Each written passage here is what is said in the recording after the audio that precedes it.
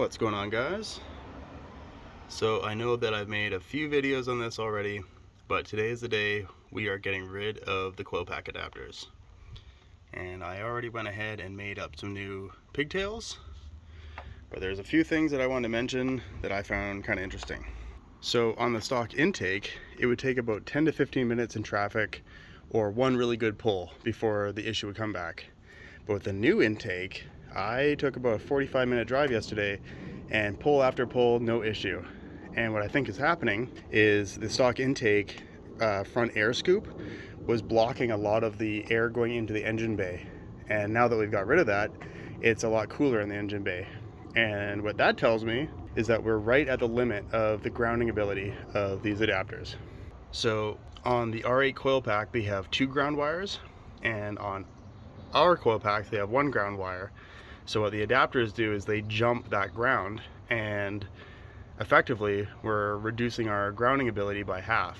Now I think if you look at an Audi R8 stock wiring, the primary ground and the secondary ground aren't the same size, but the way I've made it is they are the same size. So even though the car is driving okay right now, I'm only doing like a 1, maybe 2 gear pull. Now if we take this thing to a drag strip and we do a 3 to 4 gear pull, that might be too much for them and we might be seeing issues on the top end. So this is really future proofing, but also it should give a little bit of a performance gain. So what I'm going to do is I am going to take the 4th wire from each of these Coilpacks, and then I'm going to splice them together, and I will run a separate body ground for each bank.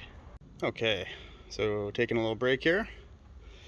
Already finished 3 of them, and we're just using the heat gun and a little bit of aluminum foil, and that just keeps the heat on where we want it and off of where we don't.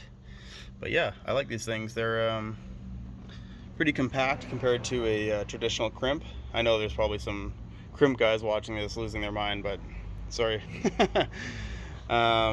Yeah, so once I'm done here, I'll harness tape all of this stuff, make it look somewhat nice, and then I'm going to join our 4th wire, or our 2nd ground, off each of these Coilpacks and splice them into one and figure out where I'm going to ground them. Probably use something like this. This seems like a good little spot.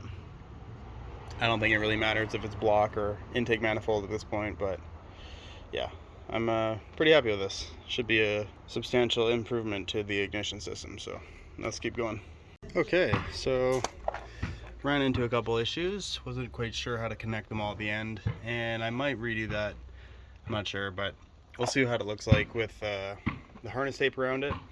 But basically I just did a 4-into-1. I was thinking about doing a 2-into-1 twice, so 4-into-2 and 2-into-1, and I just connected up to here. So I added a little eyelet. I actually stripped off the PVC part and then just heat shrunk it just so it looks a little bit better. And yeah, I'm ready to fire this thing up, see if it works. I'm actually going to split this up into 2 days, so I'll do the other side tomorrow, just so I'm not killing my back. It is kind of a pain in the ass leaning over the car for this long, but yeah, it's in there now. And I probably should have measured the harness a bit. I got a little bit extra here that I could have made it look a little bit cleaner, but all the wires stretch no problem, and I got the factory heat shield. I'm gonna wrap that, make it all look the same, but that's how I am routing it. It's got a separate. Now if you want to make this clean, you could have this tied into along here, which I could do, and have it kind of branch off from here, which when I when I harness wrap all this stuff, that's what I'll probably do, because I left a little bit of space so I could flip this over. I just have to undo this ground and then reroute it, but that is how we're gonna have it. Nothing tucked over, nothing leaning over the headers too much, so that should help with the temperature. And the other part was I didn't get to use I had this like vinyl, I can't remember what it's called, PAC wrap, but it's like a shrink wrap. It would make it look really fancy, but I just didn't have time, and the stuff that I did get was too small. It's a 1/4 inch, so I could probably do like 2-into-2 or whatever, but it's just too much space at that point. So Just gonna clean this up a little bit. I gotta clean up this whole engine bay. This thing is filthy. But yeah, that's it. Passenger bank done, hardwired. The next day. Okay. I didn't get too much filming done because it's basically the same as the passenger side. I left this ground a little bit too long. Probably should have shortened that. I got them both grounding to the front of the intake manifold. So 16 gauge into 4 18 gauge wires. So that is our secondary ground for each coil pack. And this is an attempt to see if I can increase the velocity at low RPM. So I actually bought this by accident. It's a 4-inch to 3-inch reducer. I needed the 4-inch to 3.5 inch, but instead of sending it back and paying the restocking fee, I knew I'd probably run into an issue or sell it on Craigslist or whatever. But for now, we're gonna try and see if I can use this to speed up the velocity for low RPM. So basically we would drive around with this for just daily driving, and it should pick up a bit of efficiency. Maybe I'll even put like a velocity stack or something, but then when we get to the drag track, we'll take this off and let it use the 4-inch inlet. But anyways, that's it for now. I think it's time to put this all back together and go for a drive. Okay. So, our 8 coil pack hardwire is complete. No more adapters. Set that straight. So, definitely starts faster. Like a little bit more explosive, if that makes any sense.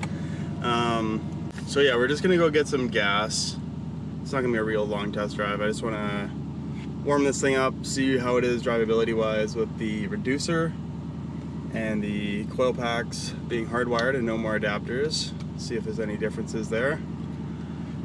And then I'm gonna put some ethanol free gas because I wanna measure this thing when it's just on gas, because it's just one extra variable that is kind of hard to measure. So no more ethanol for now. Plus the efficiency is just it's not exactly there with the new intake. Let's give it a little bit of a rev. Yeah, it's definitely more responsive. It feels like it wants to rev a little freer for sure. So yeah, we'll put this thing back on gas just because the efficiency is really it's definitely not there with the new intake. So any little bit that I can get. And then I got to run a couple errands, but the actual drive itself will be an interesting one because I've been curious about what the adapters were doing to the ignition on this thing.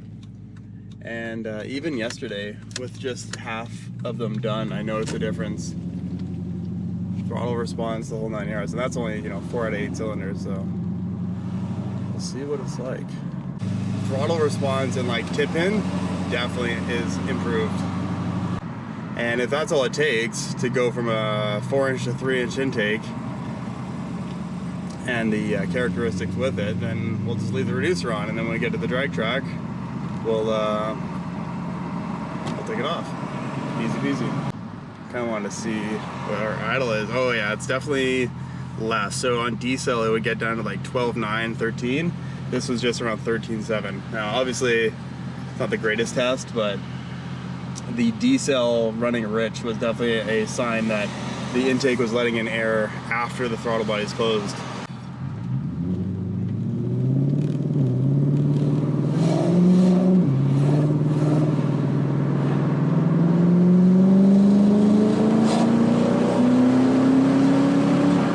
That was like 60% throttle. Yeah, that feels good. Feels a lot less like fluttery. So there's two different sounds. It's kind of hard to distinguish between them. One is basically not strong enough of a spark, and you get this almost like half breaking up sound. And then the other sound is the actual exhaust header walls. They're thinner than stock. And they also obviously don't have a heat shield. And that sound, like the air ripping past them, makes this like fluttery, like ripping sound. All right. Put $80 worth of gas of our 94 non-ethanol. Let's see see what that gets us. A little over, close to 3/4 of a tank. Okay, let's go see what this thing's like. Go for a test.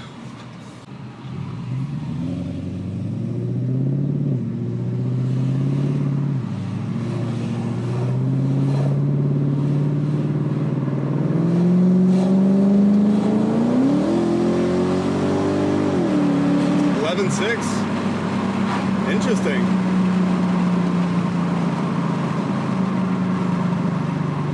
So we're leaner with less ethanol. I think that's the reducer. Yeah, definitely like that. So I think just like floating air in this thing.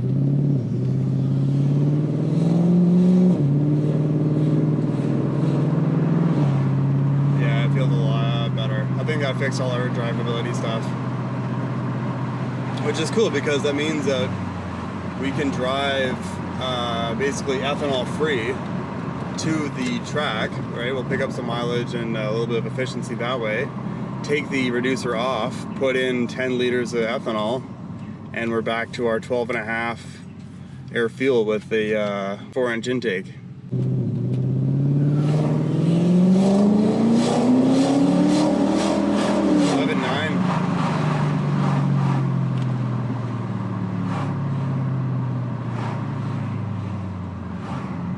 Yeah, definitely like that. No mass airflow screen, and we're seeing similar drivability. Yeah, I'm thinking it was ambient air, just not moving fast enough. Because if you think about the design, especially without the snorkel, that little bend from the front part of the intake, like the front inlet, over the radiator, it gets very narrow. Like even though it flares back out, the actual taper down is pretty thin. So I think what it's doing is it's speeding the air up big time. Anyways, car feels great. I am so glad that I don't have to deal with the coil pack issue anymore. Yeah, that was a doozy. That one stumped me for a while, but I feel like I learned a lot since then. Like I don't feel like there's anything that this car could throw at me now. Obviously, other than like, you know, having to take the engine out or something. Yeah, I just feel way more confident messing with the electrical stuff on this car. I feel a lot more confident diagnosing issues now. So I'm not mad.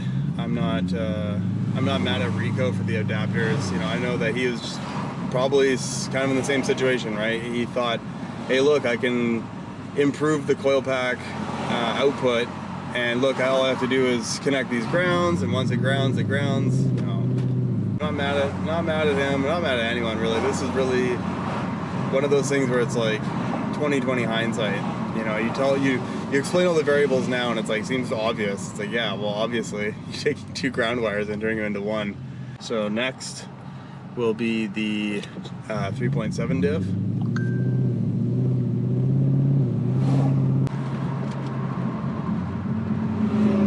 575 Spider, nice.